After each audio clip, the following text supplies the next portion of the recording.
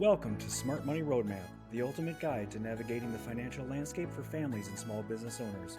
I'm your host, Robert Beck, and in each episode we'll be delving into practical strategies and expert insights that empower you to make informed financial decisions.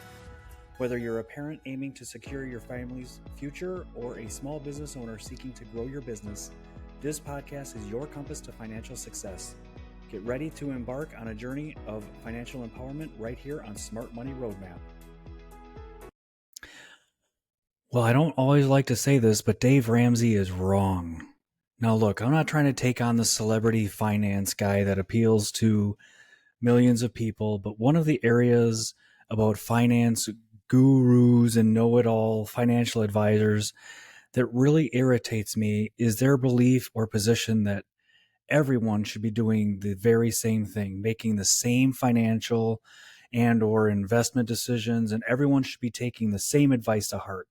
But the reality is, honestly, that's a load of crap. Are you in the same financial position as your neighbor? Is your income or has it been the same? Have you spent money, invested it, or budgeted the same way as them? Are your retirement dreams and goals identical to everyone else that you know? Most likely not. So why would everyone else follow the same path? Now, on a recent live call-in to his show, Dave Ramsey was asked about fixed indexed annuities and states that he's not a fan because fees are double what you might get in mutual funds, advisor commissions are 4 times as high, and fixed indexed annuities have a floor that cannot go below, say, 6%. Now, let me begin by saying that base fixed indexed annuities do not have any fees. I will explain more about fees coming up, but when I think of fees traditionally in these financial terms, they are something that you pay for an additional benefit or guarantee, or a fee to pay to have someone manage your investments for you. But with a base fixed indexed annuity product, there are zero fees. Now, the fixed indexed annuities also do not have a 6% floor. If an index ever goes down in a given year, the annuity company will simply credit you with a zero. So the floor is actually 0%. Now, fixed indexed annuities are not tied to or invested in the stock market. So when the market declines or crashes, then rather than wiping out some or all of your money, this type of annuity means you cannot lose that money. The annuity company will simply credit you with a zero.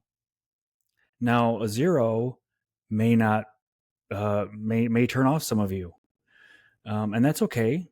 But I know that you're also open-minded, right?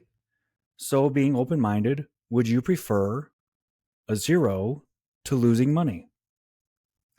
Now, Dave's comments about commission rates. I really don't know where he got his numbers, and all I can do is speak for myself here. But I'm a broker, which means that I can work with any or all of the carriers that I want to and are the best suited for each individual client.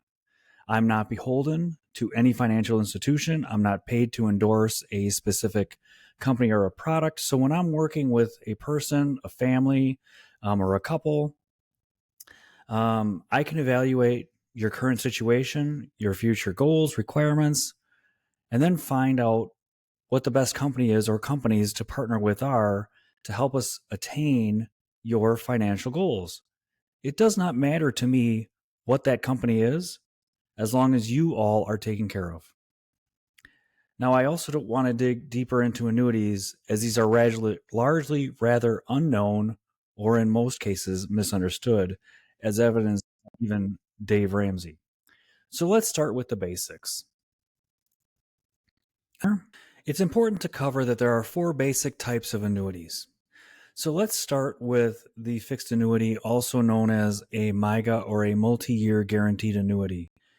It's a relatively short annuity term. Typically, they are 3, 5, or 7-year options, and it gives you a fixed rate of return. Now, if the term is longer, traditionally the yield will be a little bit higher, and if the term is shorter, then the yield will be a little bit lower. This is also known as the CD buster because they're great with conservative investors, where they may be investing a single amount. And this is also a tax deferred versus receiving, let's say, a 1099 every year. But these give you a higher rate of return than a CD does. So how are they tied to the market? They aren't. If you deposit funds into, let's say, a 3% MYGA, multi-year guaranteed annuity, for example, and the stock market goes down 7%, you will still earn 3%. Now, if the stock market rockets up, you still get 3%. So it is a guaranteed rate of return regardless of what the stock market does. The rates are determined by the annuity company, and you know what these guaranteed rates of return are before transferring or depositing any funds into them. So next is the SPIA or the DIA, the single premium immediate annuity or the deferred income annuity. Now, if you Google annuities, you will typically find information about this type of annuity. They are the oldest forms, and it's the one that most people easily understand. It's really longevity insurance. But these annuities, they are not actually the most common annuity type sold in the USA today. Now, with the SPIA, the single premium immediate annuity, you give an entire lump sum of money to the annuity company, and they give you in return a stream of payments back rapidly, typically within 30 to 364 days. With the DIA, or the deferred income annuity, the stream of payments will begin at a later date in time, maybe 4, 5, or 10 years later, which is the deferred then income annuity. SPIA or the DIA will give you the highest income amount of income every single month. There's no other annuity rider that will give you a higher percentage of income. It is a true lifetime income stream of payment and has the highest income payment. Now let's talk about the variable annuity. The variable annuity can only be sold by an agent or broker that is securities licensed. And why is that? Because variable means that it is invested into the stock market.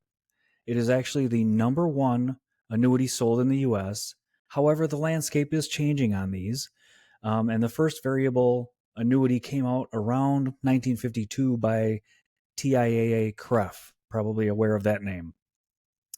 One of the problems with variable annuities is that if the stock market goes down, so can and most likely will the annuity. There are a lot of fees also typically associated with variable annuities. It's common to see 3.5% to 4.5% fees, so it can create a lot of drag on your portfolio when you look at the guarantees that they provide, the guaranteed death benefit or guaranteed income. It's very inferior to what you can find in other annuities. So why is it then the number one annuity sold? Because it's been around a long time, and the agents or broker dealers that sell them can still count that money that's in that annuity as assets under management. Now, these variable annuities may have actually seen their day. There are signs pointing that there is a shift in preference to equity in annuities that offer protection on how far the value can actually drop down, which leaves us and is a good segue into the indexed or the fixed indexed annuities. These have no market losses. They are not directly tied to the stock market. And as I mentioned before, they can have no fees. Now, if you do see fees, these are an optional choice or benefit that are added on by you. So when I think of a fee, I think of something that you pay, but you get nothing back in return. Remember, I talked about this a few minutes ago. When you have an optional rider where you have or you receive another guarantee or a higher bonus or liquidity, then that is not a fee. So FIAs or fixed indexed annuities can have riders that cost money, but with the base fixed indexed annuity, there are no fees. Now, these are also the fastest growing annuities sold today, and it should be surpassing variable annuities very soon. Now, this is what a fixed indexed annuity looks like in real life.